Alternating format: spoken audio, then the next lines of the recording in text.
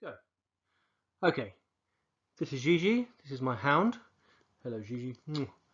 What we're going to do today, we're going to give a quick session on preparing you for your health screening questionnaire. So the point of the session is mostly we'll give a quick recap of the cardiovascular system and a couple of things to do with blood pressure. And then really by the end of the session, I want you to be sort of halfway have completed your health screening questionnaire. So it's putting things like personal details, cardiovascular risks, and just a person's current exercise levels. There's a couple of tasks you're going to need to stop the presentation for and research. There's also a couple of links that I've contained within this presentation that you'll need to access documents. So I'll send everyone a physical copy of this on a PowerPoint presentation, and you can just go into that presentation and pick out the link, type it into a browser, and it will come up. So let's crack on. I will get rid of my my doggins, otherwise she'll start crawling over the keyboards. So let's crack on. Okay, so this is the second part of the second learning outcome. So it's being able to use health screening techniques, and it goes into a little bit of the being able to administer appropriate fitness tests, but this is mostly about the screening techniques. So this is the questionnaire and then 4 tests that you're going to be doing. The grading criteria is related to P2 and P3, particularly for this presentation, and then the assignment will tie in with a P4, M2 and D1. So this is your first opportunity to get distinction criteria, particularly your ability to evaluate health screening questionnaires. I'll talk a little bit about things that you might want to mention regarding how to evaluate these health screening questionnaires. A lot of the time we do these questionnaires and the people we get are actually quite healthy, so sometimes we need to almost kind of just give a lot of information about maybe how people can maintain their health, what's good about their good scores, etc, etc. Right, I'm going to send the hound downstairs.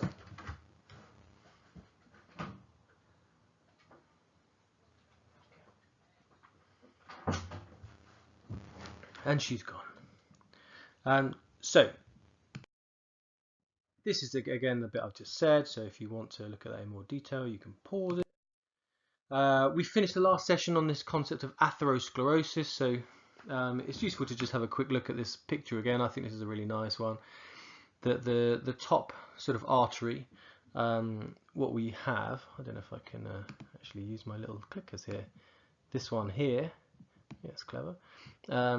We show that a normal artery has a sort of a kind of a muscular wall, if you like, and this gives it the ability to kind of constrict, that gets smaller, but it also allows it to relax and get wider.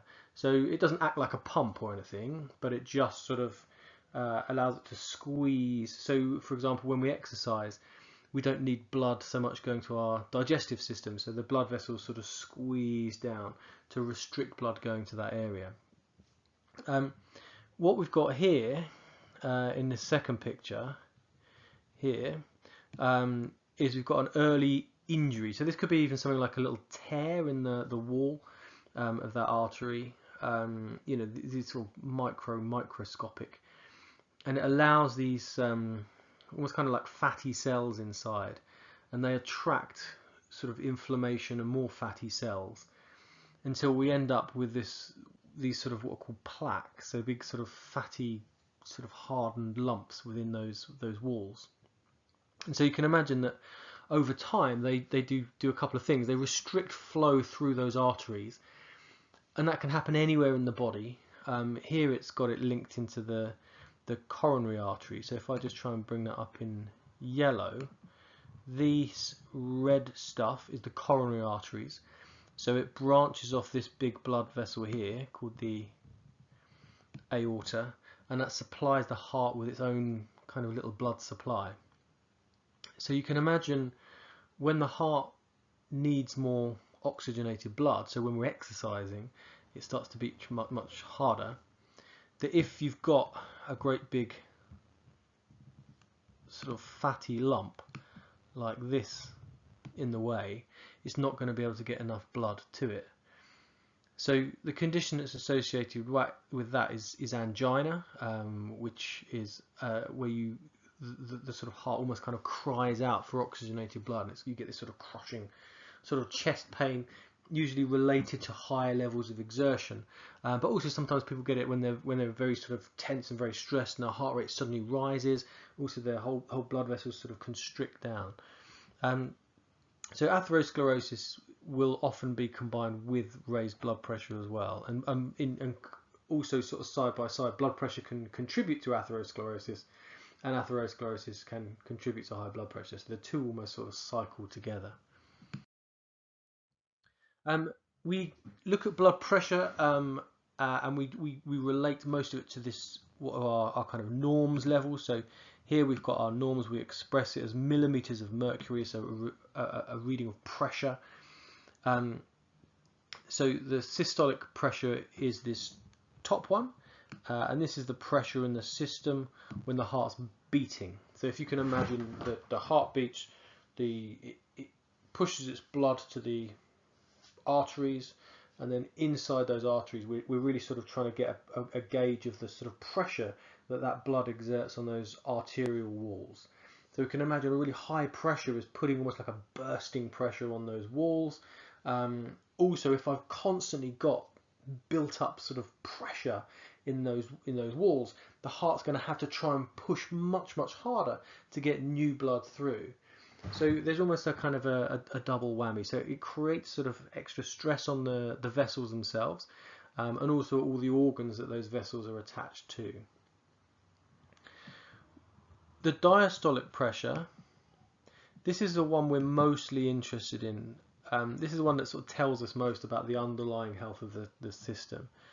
So 80 millimeters of mercury is a standard normal. Lower than that is usually better, down to about sort of 50 or 60 millimeters of mercury. So we kind of take most interest in these figures here. So when that diastolic pressure starts to climb up above 80, we refer to that as pre-hypertension. So if someone's got a blood pressure of, let's say, 130 over 86, it's not too worrying. It's probably one of those things that you would kind of suggest someone, cuts down on their salt, takes more walks, tries to relax. It's not sort of a hugely worrying level. Where I think we really start to maybe consider interventions, it's probably about this level. So when the diastolic pressure gets above 90, that's really the stage where you'd start seeking medical advice. This is sort of a doctor's would take more of an interest at this level. Again, it's still lots of sort of classic advice about exercise, eating healthily, relaxation, are sort of good things, but this is sort of starting to get to a point where you want to start discussing with your doctor the right approaches.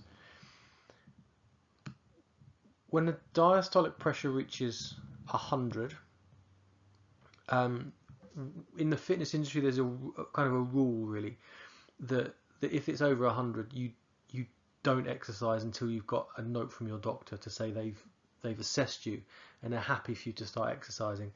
And if you're an instructor, you usually need a specialist qualification to deal with those people, so it will come from an exercise referral qualification.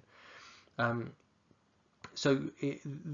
are the sort of four kind of broad bands that you'd be looking at. Again, most of the people, when we do our questionnaires, are sort of down the bottom level, but it's useful to sort of have an eye out for them, and particularly when you see this stage 2. This is really important. If you've identified that on a health screen, then back yourself, get them to seek medical advice, and make sure they don't exercise without supervision. So the first sort of quiz, if you like, is I'm asking you what you would say about these blood pressures. So I just want you to have a look as I scroll down, what you're going to advise, or what are you going to feedback to a client that's presented with this first one. So 140 over 90. So think about what classification that puts them in. Are you worried about them? Are you going to ensure that they seek their GP's advice? What is it? The next one, we've got 160 over 101, so 10 millimeters or 11 millimeters of mercury higher. So what are you going to say about that person? And then lastly, 150 over 89. Where are you going to put them, and what are you going to say to them if that's what you've just read from their blood pressure, and they say, I've had it tested before, I've never known what it means. What are you going to say to them? So the first one was stage 1 hypertension, so kind of relatively low level, but still worth taking note of. I think this is, if you find this in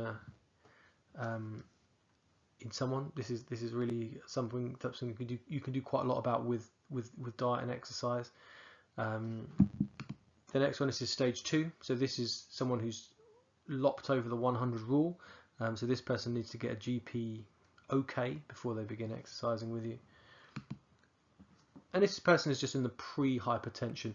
What you'll see is that this person, number 1, actually has a lower systolic pressure than this person, even though their diastolic pressure is higher than this person. That's not necessarily unusual. The two things don't kind of always go side by side. The systolic pressure, what you might see here, can often be influenced by sort of things like current mood, maybe things that you've eaten or drunk, even sort of stress levels, that kind of thing. So it does fluctuate much more. So it does happen. You know, sometimes people are sort of very anxious about the whole blood pressure taking process. You know, this kind of white coat effect. So that can sort of push it up.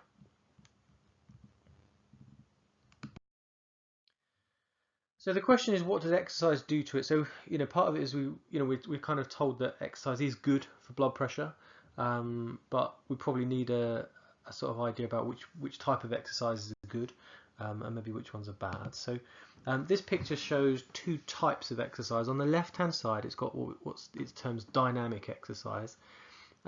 So you can see this person's doing sort of a nice sort of fluid movements in their run, and what you can see, if you can see on here, we've got diastolic pressure, and can you see how as that goes along, that stays relatively well. On the picture it stays exactly the same. In reality, you might see a very small rise. So the heart rate is rising, which is one of the things that you would expect to increase blood pressure.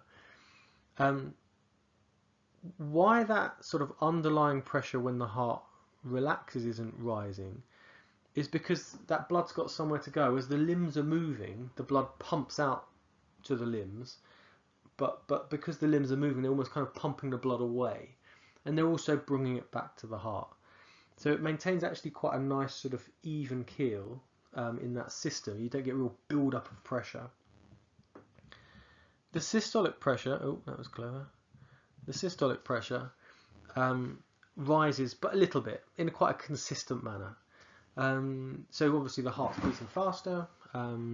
It's sort of it's harder beating as well.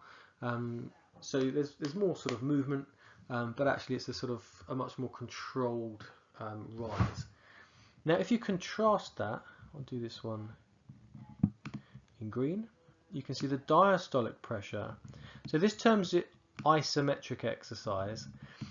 So this is, here you've got someone doing a deadlift, but you could imagine any sort of gym-based exercise where there's real straining involved. So sort of resistance training, where there's sort of slow repetitions, and that period where it is very sort of, you almost kind of straining with no movement either way.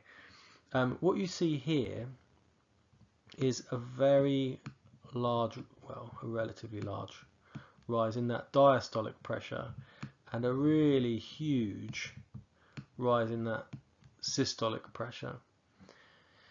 So this would be things like, like real sort of heavy deadlifts, heavy sort of straining exercises, because as you strain, your muscles constrict, and so your heart is pumping, and where those muscles are constricting, they squash the blood vessels.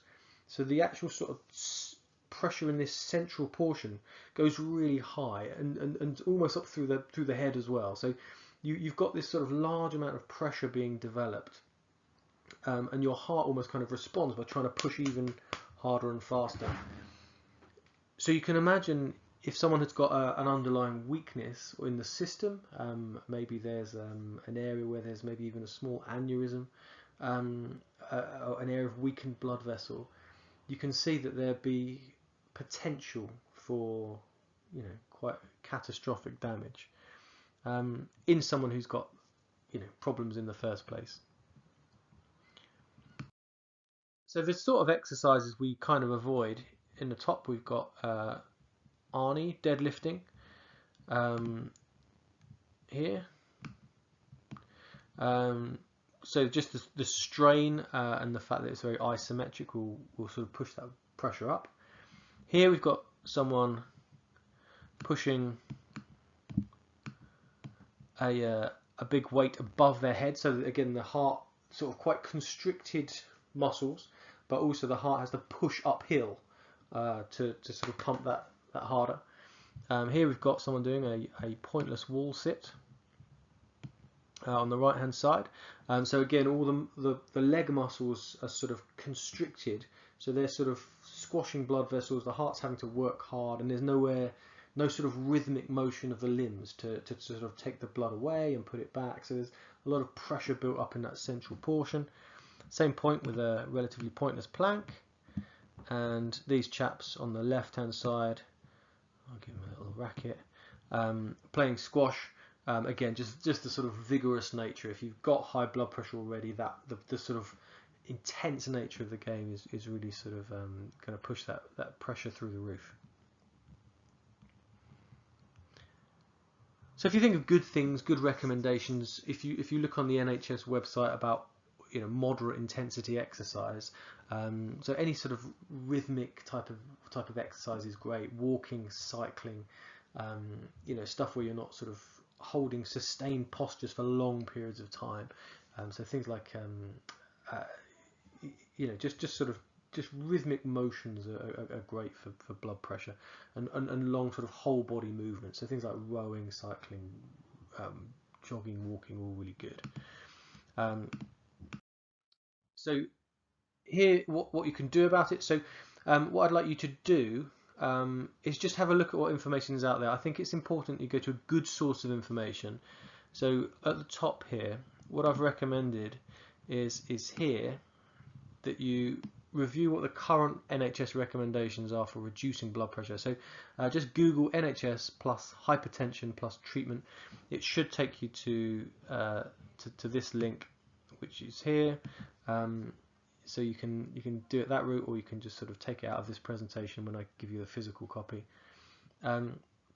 So just have a think what you'd tell someone about how you can advise them on either maintaining or lowering their blood pressure. Just think about what you'd recommend in terms of lifestyle, sort of exercise intensity, salt intake, relaxation, and big things that we sort of recommend are obviously don't smoke, and then don't drink too heavily. I think a small amount is probably generally beneficial, but I think heavy drinking is not good for blood pressure. So you're going to start the process of creating your own health screening questionnaire now. So we're just going to do 3 bits of it today, so nothing too intense. The whole process should take about 30 or 40 minutes, I think. What you're creating is what's called a PAR-Q. So this is a physical activity readiness questionnaire. It's not a full kind of lifestyle questionnaire. We're not going to dig too deep into things like diet and really sort of go overboard. But I think the difficulty with this assignment is you're asked to analyze aspects of a person's sort of health. So I think there's a couple of areas where I'm just going to ask you to expand your questions a little bit more, just so you've got enough to talk about when it comes to your assignment. So why we do these questionnaires is really the sort of 5 things I've got here. So Initially, we want to screen clients. We want to identify anyone who needs a referral to a GP or another sort of clinician. So this could be a physio, even a dietitian. It could be GP's the biggie that we really want to sort of involve in our process.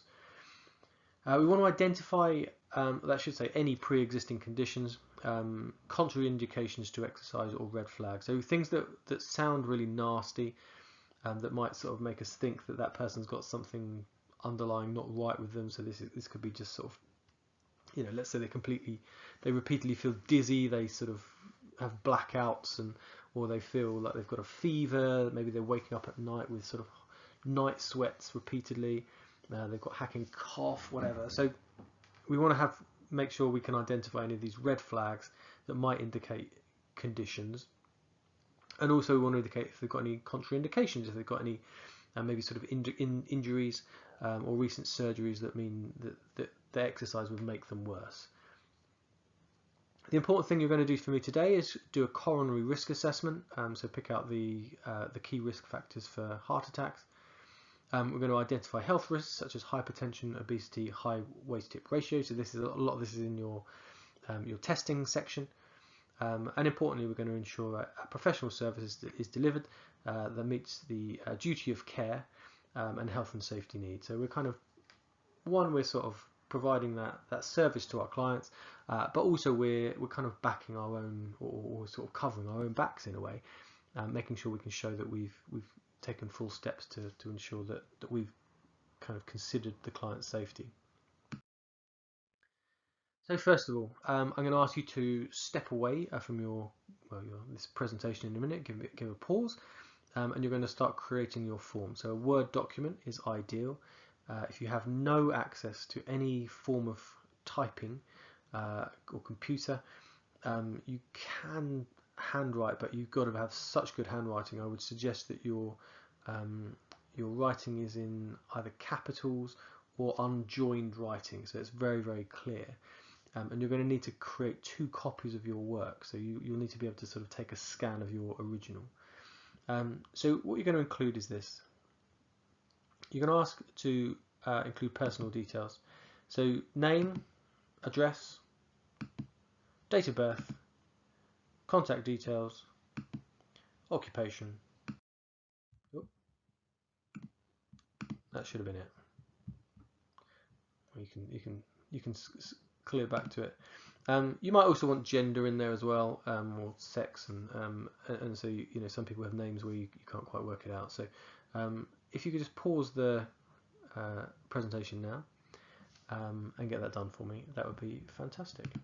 Okay, so simple contact details, name, age, and their background and occupation. Okay. So, assuming you've done your initial piece of work, you're now going to have a section where you probe on your client's current exercise levels. So, this is a really important thing to consider. One, because if someone's currently exercising at a very vigorous level, it's almost done a lot of our screening for us.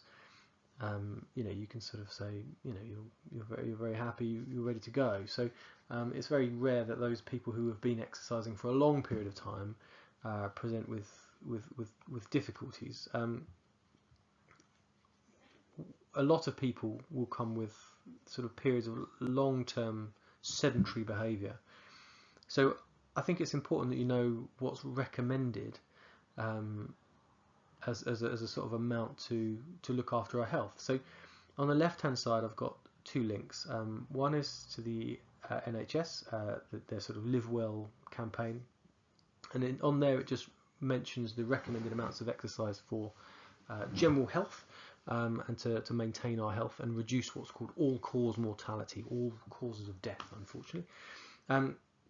Underneath that there's a link to an organisation called Exercise is Medicine, and on there it's got some really nice stats about the importance of exercise for general health. So what I want you to do is just quickly write down what are the current recommended exercise levels for adults. So to get there, you're going to need to include moderate intensity exercise, how much moderate intensity exercise you should recommend, and also how vigorous intensity exercise changes those recommendations. So if you could just pause the presentation, just go and find that out. That should only take 5 minutes or so. But you will definitely need to refer to these figures when it comes to your analysis of your clients.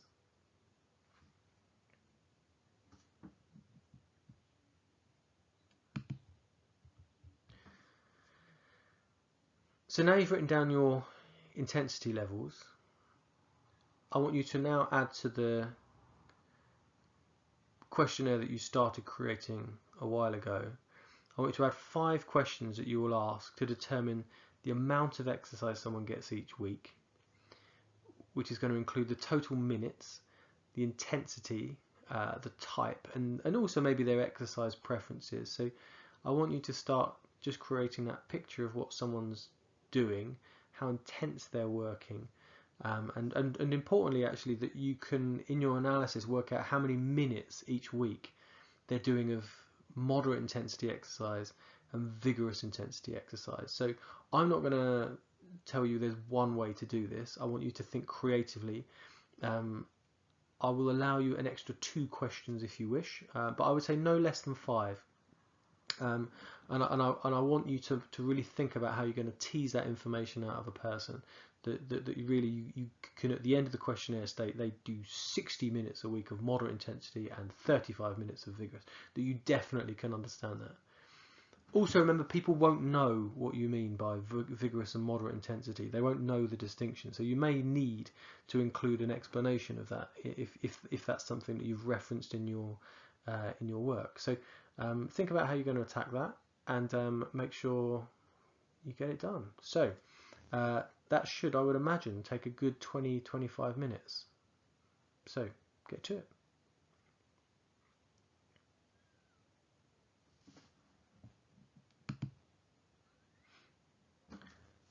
Okay, now you've done your questions. I want you to prepare 3 statistics that you would include in an explanation letter to a client about the benefits of getting 150 minutes of moderate intensity exercise in each week. So this can come from the NHS or the Exercises Medicine document. But really what I'm looking for is literally like 3 things, like the decreased risk of diabetes, decreased risk of heart disease, whatever comes to you.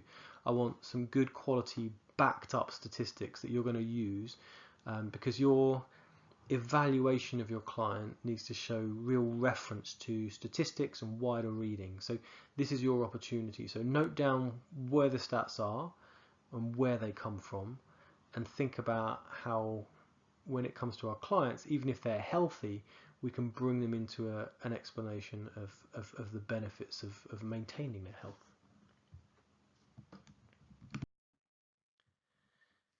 So we've got 2 sections down, and now we're moving on to your cardiovascular risk factors. I'm not going to give a huge amount of guidance on this one, but we looked at cardiovascular risk factors briefly. I've summarized them here.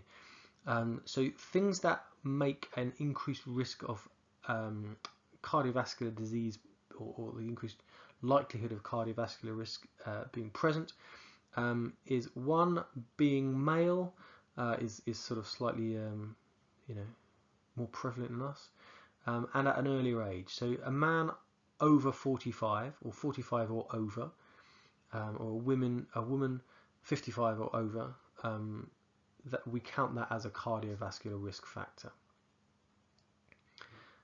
One of the really important ones is this family history of a heart attack. Family history of a heart attack, coronary artery disease, or sudden cardiovascular related death before 55 in a father or other first degree relative, so a brother, or before 65 years of age, I should say, in a mother or other first degree female relative. Being a current cigarette smoker is a really big CV risk factor. The smoke and the effect it has on your arteries, it sort of constricts them when you're smoking. But also the sort of toxins and the tar make your blood more sticky, so it makes them more liable to clot. It makes them more liable to create these thrombus that sort of find their way through your body. It says here, or quit within 6 months. I think that's sort of fairly general. I would suggest that someone who's been a very heavy smoker, the risk factor sort of stays for slightly longer, because you would have had a long-term increased sort of chance to develop atherosclerosis. So although I've got a cigarette smoker or quit within 6 months, I'd want to know their smoking history as a whole, just to sort of build up a picture of their health. So you'll ask the questions, but I want to know, in their analysis, if they smoke, if they've ever smoked. Someone having a sedentary lifestyle, so this is less than 30 minutes of moderate exercise on at least three times a week. So so basically anyone that gets less than 90 minutes of moderate intensity exercise each week is classed as sedentary. So that's probably quite a large chunk of the population, I think. Being obese, so it's referenced here as body mass index. So obviously, if someone's a sort of very heavy athlete, that body mass index doesn't really work for them. But generally, sort of obesity is considered a risk factor, and probably the most commonly used is this body mass index, even though it's a slightly flawed measure. High cholesterol levels, I don't have the figures there. I think you can find them quite easily on the NHS website about what is the current sort of high figure for cholesterol. So just fats circulating in the blood. And then lastly, if someone is diabetic or pre-diabetic, that's a CV risk factor. And I've popped in the bottom here that I'd want to know of any history of heart attack, stroke, heart murmurs, arrhythmias, so sort of like an abnormal sort of beating or electrical activity around the heart. Any angioplasty or stent surgery, any heart palpitations, so really sort of increased, sort of more irregular beating of the heart, or any other treatment for cardiovascular related conditions. So I'd kind of want to know. So your job is to create a section where you ask these questions. It could be simply, do any of the following apply to you? And you sort of say, are you a man under 45? You should know that from your initial stuff. You could say, you could ask the question, has any of your family had a heart attack, cardiovascular disease, CV-related death before 55? It can be a simple sort of yes or no. Again, it's your questionnaire. I want to see how you answer it. How you create it. You can be quite creative, but remember, you've got to give a client the opportunity to answer all these questions. So your job now is to if you put your head down to it, I reckon you could get that done in 10 minutes. Okay, so get to it.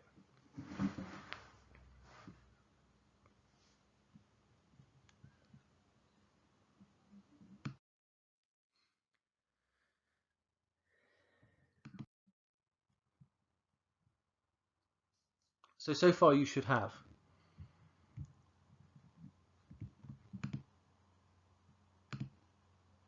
personal details.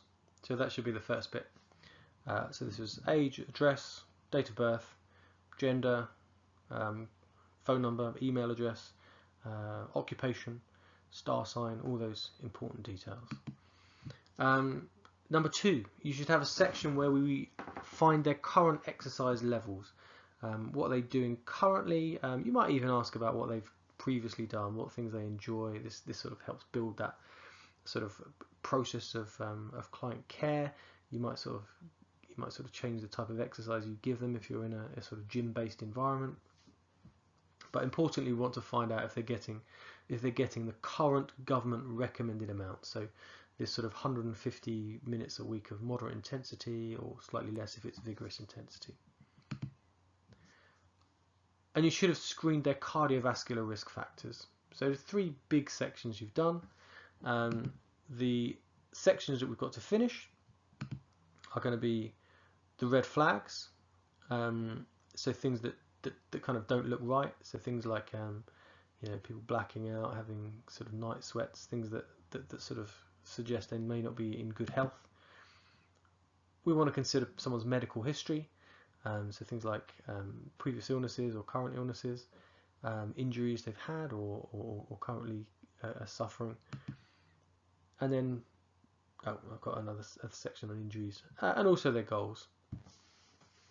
So your task I'm going to leave you with, and this is sort of building up to really your evaluation of people's health and how you're going to respond to people's answers to their questionnaires and also the results from their health screening. I want you to create a list of 5 benefits of walking football for older people. And this is what I'm going to ask you to bring into class, and we're going to discuss the benefits of walking football, the benefits of that moderate intensity exercise, and maybe even the benefits of taking part in that group exercise. So it may be that there's psychological benefits as well as physiological or health benefits.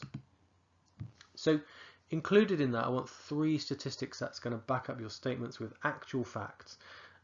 So we can sort of make up as much as we like about how it's going to lower blood pressure, but I want some stats to back that up. I want to find some research.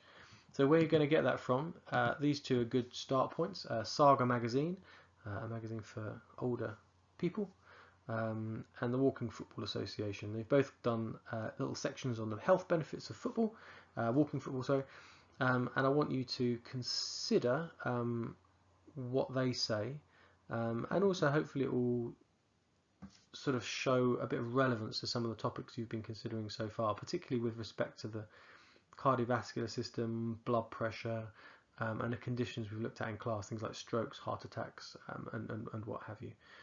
So that is what I'm going to leave you with, and that is your job. So you've got a few bits and pieces to work on.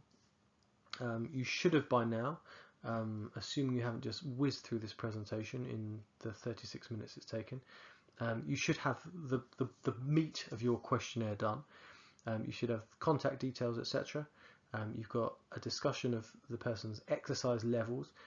You've got their CV screens, and you're also starting to build up a library of facts that you're going to use to evaluate and feed back to your clients. So I'll look forward to seeing the fruits of your labours, and hopefully I will see you soon. Thank you very much.